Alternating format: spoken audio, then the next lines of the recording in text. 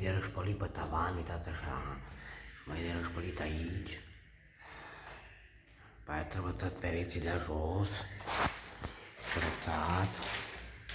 Asta e coridorul și pe coridor mai este, acum l-am spart, ieri. Și aici am spart iar ieri. Aceasta este baia, uitați cum arată. Tăti spartă.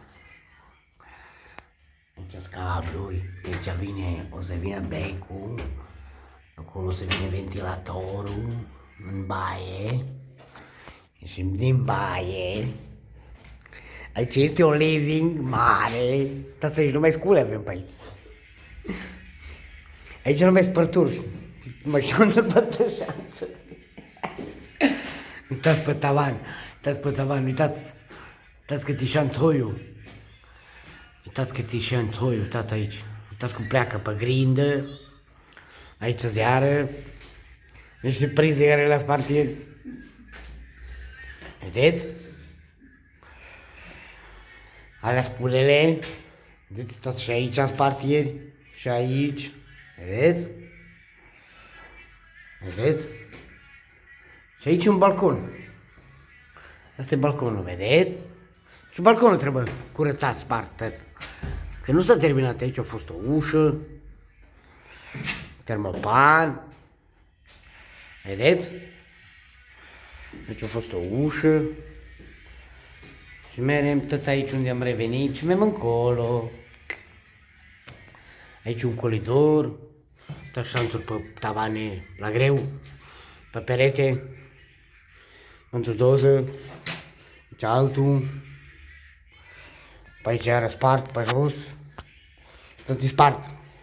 Asta e altă baie, care nu este bec, nu mai mere becul, trebuie și asta curățată. Am buceartat din ea, mai trebuie buceartat, dar și pe jos. Aici e molozul care s-a strâns.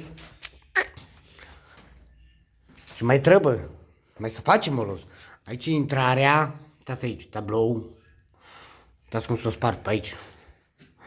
Uitați aici, alt bec, aici alt întrerupător.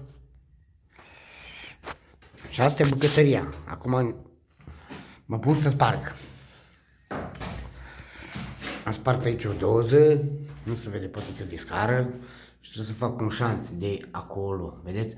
Ăsta e făcut, de acolo, uite așa, așa, așa, așa. Aici vine iar o priză. Și aici mai vine iar o priză cu două. Și vine priză pentru centrală, că aici va fi mutată centrala de aici. O mut aici. Și aici, iar aici. Acolo iar vine pentru cuptor. Aici iar vine un șanț, trebuie terminat. Și 1, 2, 3 prize. Și asta e bucătăria. Peretele ăsta trebuie tăiat, că se vede aici. Mă pusem cu creionul. Și asta e o mică de baraură, care și asta trebuie curățată. O vedeți? Și acesta este apartamentul. Pa, pa!